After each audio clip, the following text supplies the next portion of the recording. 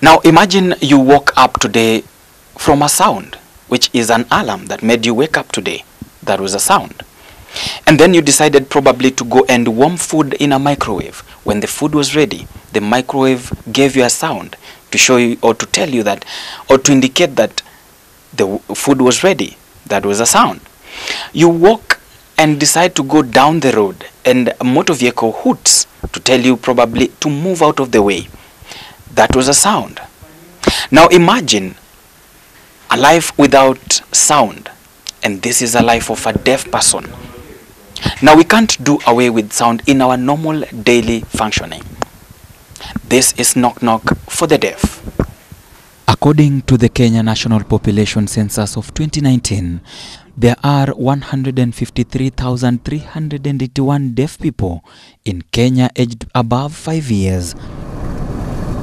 The report further shows that most of the deaf people, 129,518, are in rural compared to urban areas, who are 23,843.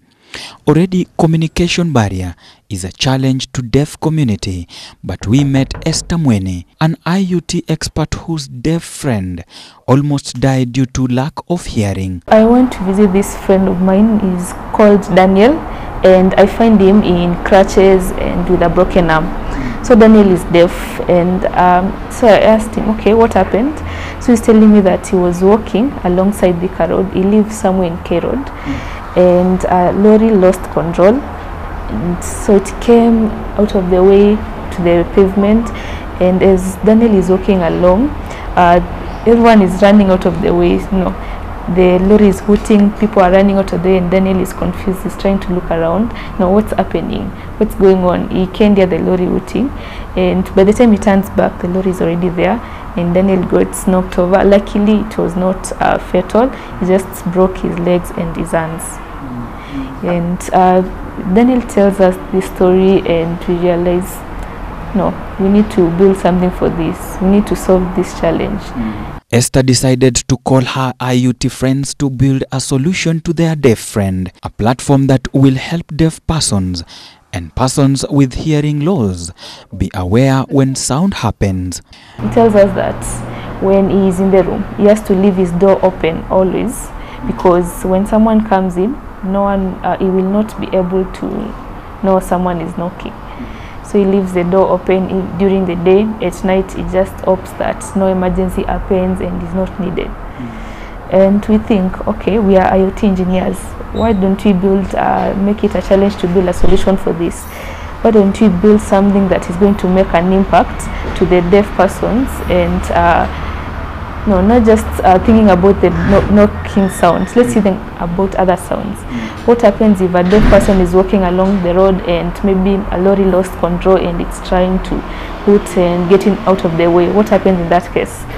What happens if maybe it's a deaf mother and their child is crying in the other room? How do they know that their child is crying? So we look at these challenges and realized we are IoT engineers. We have the skills, we have the capacity to solve this challenge. Why don't we build a solution for this?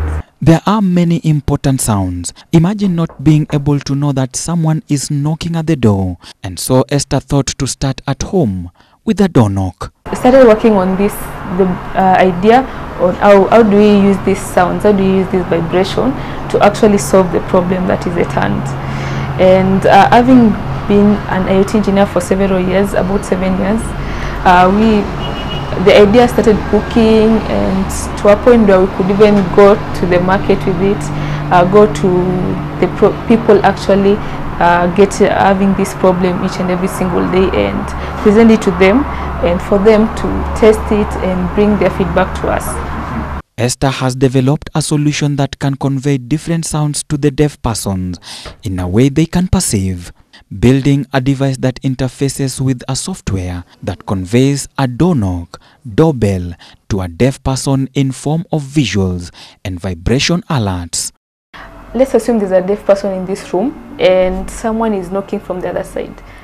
The first time they won't hear, but with knock-knock device, someone knocks, the device flickers, and if the person has a phone, the phone starts vibrating. So in that way, if anyone is knocking at the door, a deaf person in this room, whether they are alone or they are with someone else, they're able to see that light and turn, knowing that there's someone knocking at the other side of the door. The beauty of this, it's not just sending the sound, it's sensing the sound and the vibration.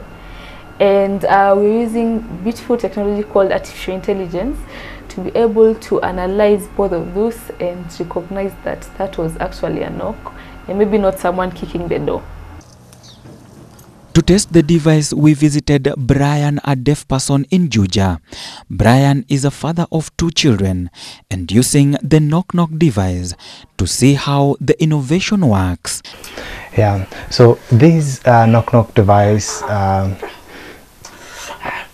I use it actually is, you see, when someone is outside and they knock, it is able to produce light, and this light I'm able to see that there's someone at the door, and then I can be able to open.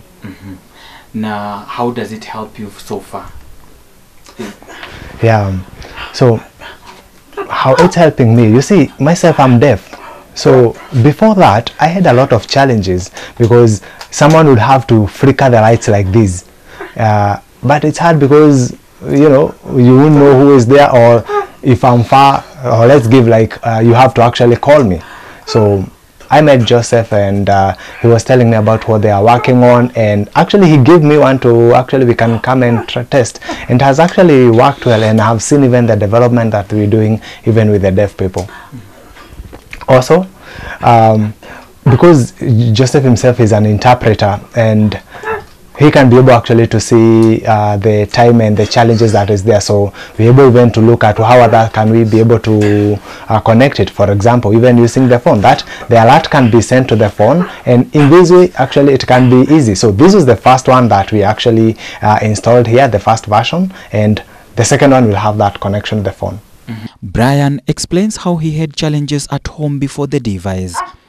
So before, the challenge was big because one, I would always have to rely on the phone. So if the phone is far or I didn't hear the vibration, oops, I'm stuck. I have a baby, so my child will be here knocking the door, or even my mother, they will be here knocking the door, and let's say I have even closed the curtain, so it's impossible actually to call me. So this innovation actually has really helped me, and I'm really happy. For example, you know, like how you could have a watch vibrating and you can actually know. Yes. So it's easy. So the same way it just vibrates and you'll know. And also you could even use the smartwatch if you have it, and even the alert will also come to the smartwatch, and you'll actually be able to know, oh yeah, there's somebody at the door. So it's like, you know how you can even integrate it with even video to actually know who is there at the door. So for example, let's say some of the challenges would be on how deaf people would use. So you see, like for example, before, let's say you're married, and one of the challenge would be if you have locked here and the person doesn't know, or you've slept, that's a challenge. So that's one of the challenge I had. Right now, all phones have either Bluetooth or Wi-Fi, and with IoT is basically the ability to communicate between different devices, and for this communication to happen, you need to use these technologies like Bluetooth or Wi-Fi, and that's what we are considering with the device itself.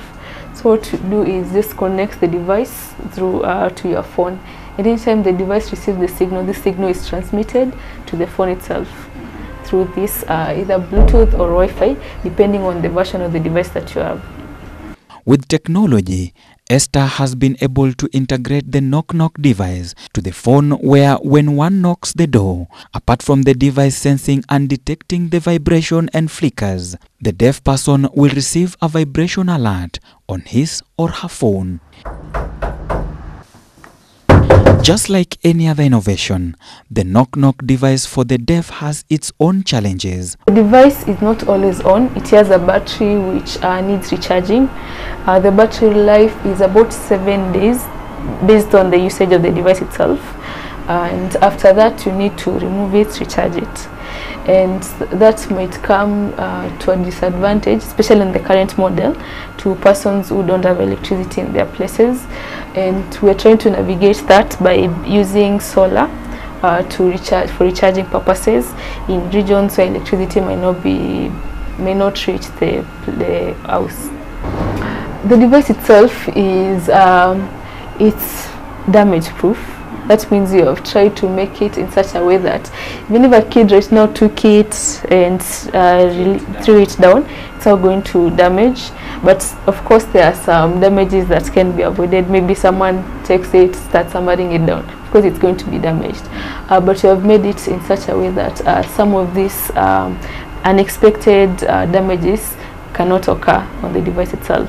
Brian has a playful child who would want always to play with his deaf father, and so the device has made it easier to the child when he wants to see his dad. He knows how to alert his deaf dad.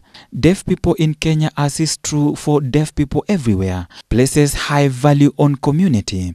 Being together in fellowship is a high cultural value for men. Transparency in all situations is paramount within the culture for complete understanding and acceptance by the deaf people. How deaf people would you say? By virtue of being deaf people take it most of their information visually. 20% of the global population are either deaf or experience hearing loss. 20%. That is over 1.5 billion people. And out of those people, over 400 million people are actually disabled by the deafness. This is a big population, and we are all candidates of it, either from any natural occurrence or even old age. What we're building here is a solution that is going to come to help us to interact with the environment and help us actually perceive sound. And by perceiving sound, we'll interact with the environment more. We're building this so that each and every one of us, if we ever gonna need it, for it actually to come to our aid. Visuals of any kind used in any situation is appreciated and valued by deaf people. Kenyan Sign Language is required by law to enable access to information for all deaf people, including emergency responses, and sound is critical. And with innovations like knock-knock solving problems is what Esther is willing to do. Will the government embrace the idea and set aside funds to support such solutions or not is a matter of wait and see. For Ebro TV, Amode Francis.